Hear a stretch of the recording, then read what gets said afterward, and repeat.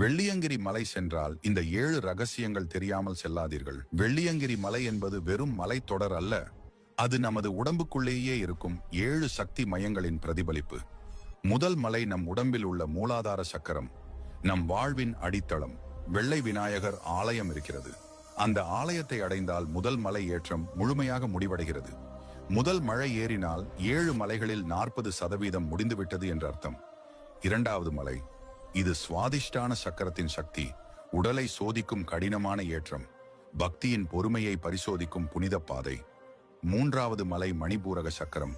மூன்றாவது மலையின் உச்சியில் பாம்பாட்டி சித்தர் தவம் செய்த புனித குகை உள்ளது. இது சித்த சக்திகள் நிறைந்த இடம். நான்காவது மலை அநாகத சக்கரம், பல யோகிகள் தியானம் செய்த ஆன்மீக மையம். ஐந்தாவது மலை, அது நம் தொண்டையில் இருக்கும் விசுத்தி சக்கரம். இந்த மலை மன அழுத்தத்தை போக்கும் புனித பூமி. ஆறாவது மலை ஆஜ்னா